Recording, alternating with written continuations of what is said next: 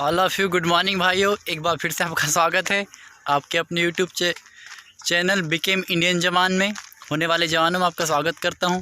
तो आज मैं आपको बताना चाहूँगा कि आज जो है मास्टर कैंटीन काम में गए हुए थे। तो आज की चर्चा, आज की जानकारी जो भी है वो न्यू सोल्जरों की ज्वाइनिंग के बाद उनको क्या काम करना होता है इसके विषय में है। क्योंकि जब हमने ज्वाइन नहीं किया था तो बहुत सारी क्यूरियोसिटी रहती है, उत्सुकता रहती है कि जाने के बाद हमको बंदूक मिलेगी, यूनिफॉर्म मिलेगा, बहुत सारा कुछ मन में चलता रहता है। लेकिन ऐसा नहीं होता है। जब आप ज्वाइनिंग करेंगे किसी भी जीसी में हो पैरामिलिट्री की, तो पहले आपको जीसी में ही रखा जाता है। करीब 15 दिन 1 महीना तो आप लेकर ही चलिए। और कभी कभी कुछ ऐसे केस हो जाते हैं जैसे कोरोना जैसे कुछ बीमारी, तो फिर तो आप भूल जाइए कि आपकी ट्रेनिंग में कब भेजा जाएगा। तो वैसे ही कुछ हमारा है, क्योंकि हम सस्पेक्टेड कैंडिडेट थे और हमारी ज्वाइनिंग लेट हुई। तो हमारे साथ के कैंडिडेट तो ज्वाइनिंग करके पोस्टिंग जा चुके हैं, लेकिन हम जो भी आए हुए हैं, हम कम लड़के हैं, तो कम लड़कों को ट्रेनिंग नहीं कराई जा सकती है। तो फ़िलहाल में हमको वर्किंग दी जा रही है। अभी हम मास्टर कैंटीन से वर्किंग करके आ रहे हैं।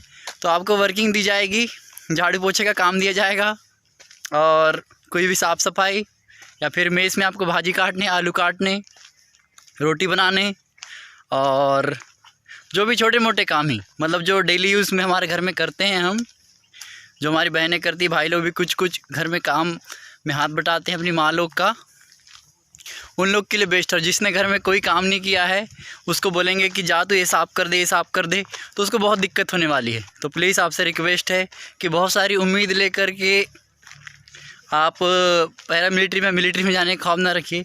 क्योंकि एक सिपाही एक ऐसा इंसान होता है जिसको सारे काम करना पड़ता है। उसको झाड़ू लगाने बोलेंगे, लगाना पड़ेगा। उसको बिस्तर धोने बोलेंगे, धोना पड़ेगा। उसको बाथरूम साफ़ करना है, करना पड़ेगा।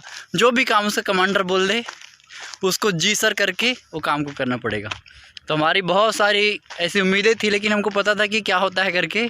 तो जब तक कि ट्रेनिंग ना हो जाए तब तक आपको एक सोल्जर का फीलिंग नहीं होता है। अभी हमने ज्वाइन किया, अभी हमारा डॉक्यूमेंट वेरिफिकेशन चल ही रहा है और काम भी बहुत आराम से होता है। इसलिए डोंट वरी। एक बार जॉब लगने के बाद आपको लगेगा कि सब कुछ तेज़ी से हो जाए, तो ऐसा कुछ नहीं होता। आपको पेशेंस रखना पड़ेगा। हमारे भाई लोग सब ये क्या काम है करके परेशान हो रहे हैं, क्योंकि जब तक कि ट्रेनिंग शुरू नहीं होती लाइफ का मज़ा नहीं आता है। और ट्रेनिंग के बाद फिर लाइफ बोर हो जाती है, क्योंकि ट्रेनिंग में ही एक शेड्यूल रहता है, उस शेड्यूल में आप काम करना होता है। आपको गन सारी चीज़ें, फिज़िकल एक्टिविटी होती रहती है। पर ट्रेनिंग के बाद फिर वही सारी चीज़ें आपको एक टाइम टू टाइम काम करना है। उसके बाद फिर से चुपचाप रहिए। तो ये भी हमारा टाइम शेड्यूल दे दिया गया है। 6 बजे से 8 बजे तक हम काम करना होता है। 8 बजे नाश्ता मिल जाता है, 8 से 9 नाश्ता करते हैं हम। फिर 9 से 12 फिर वर्किंग।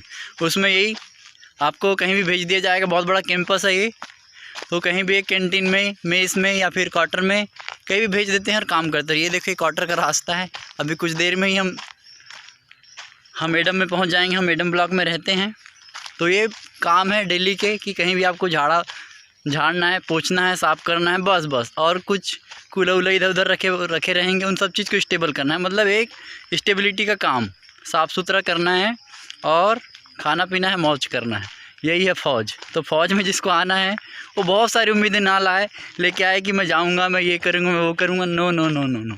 आपको हर एक काम करना पड़ेगा। एक सिपाही की लाइफ वही होती है जो कुछ भी कर ले। एक फ़ौजी एक जिम्मेदार नागरिक होता है।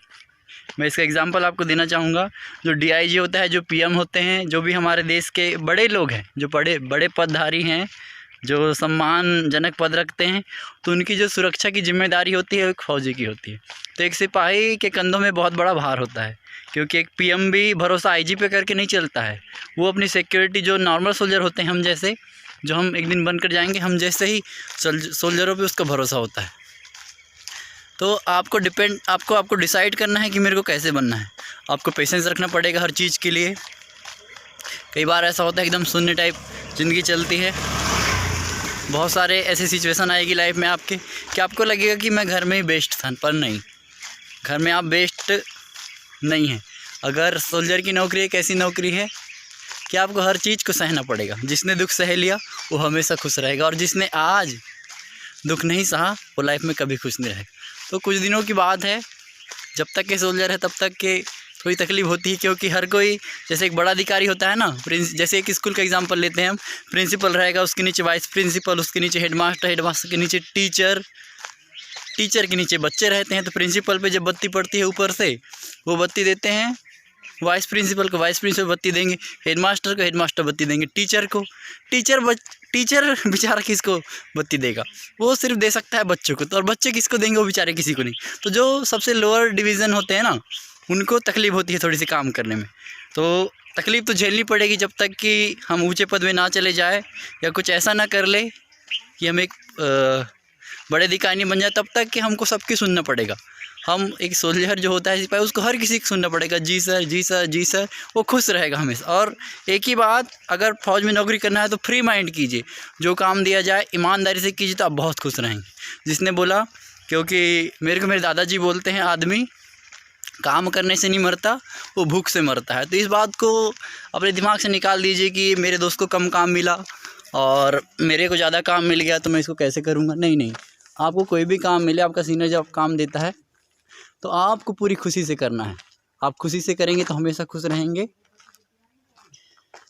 और जो भी काम दिया जाए फ्री माइंड से कीजिए, कुछ नहीं होता, थोड़ा सा तकलीफ हो गया, शरीर को दुख हो गया, कोई नहीं, पर आप काम को पूरी ईमानदारी से किया कीजिए, तो आप हमेशा खुश रहेंगे। कभी भी ये मत सोचिए कि ये क्या काम है यार, ये क्या चीज़ें हो रही है। नहीं, आपको जो भी काम दिया जाए अपना काम पूरी ईमानदारी से करो और खुश रहो। और वीडियो की बात, तो वीडियो का बैकग्राउंड कुछ भी हो सकता है, थोड़ा आगे पीछे, तो प्लीज़ आप बातों को ध्यान दीजिए। वीडियो का बैकग्राउंड, इन सब चीज़ों को ध्यान ना देते हुए आप वीडियो में जो कहा जा रहा है उस पर ध्यान देंगे तो अच्छा होगा, क्योंकि हमारा मोबाइल छोटा है। तो प्लीज़ आप वीडियो की क्वालिटी पे ध्यान ना दीजिएगा। अब हम कैंपस आ गए, मैं आपको कैंपस दिखाता हूँ। ये देखिए मेरे पीछे आपको कैंपस दिख रहा होगा, ये सारा कैंपस है, बहुत बड़ा है। मैं कभी आपको पूरा फुल डिटेल में दिखाऊंगा कैंपस हमारा, कैंपस कितना बड़ा है। ट्रेनिंग ग्राउंड भी यहाँ पर है, मैं ट्रेनिंग ग्राउंड में आपको दिखाऊंगा। आज के लिए इतना ही, अब हम पहुँच चुके हैं। आज के लिए आपको इतना ही बताना था कि फ़ौज का काम जो एक सिपाही का होता है, उसको हर काम दिया जाता है, तो उसको हर काम में ढलना पड़ता है, हर एक सिचुएशन में उसको ढलना पड़ता है। तो ये जानकारी मैं उम्मीद करता हूँ कि कुछ भाइयों के लिए जो फ़ौज में आना चाहते हैं उनके लिए महत्वपूर्ण होगी, कि आप बहुत ज़्यादा उम्मीद लेकर ना आए, क्योंकि कई बार हम जब बहुत सारी उम्मीदें रखते हैं, जब उम्मीदों के अनुसार हमको कोई चीज़ नहीं मिलती है तो बहुत तकलीफ़ होती है। इसी के साथ ऑल द बेस्ट, आपका स्वागत है फ़ौज में, हम तो आ चुके हैं। Okay, bye bye.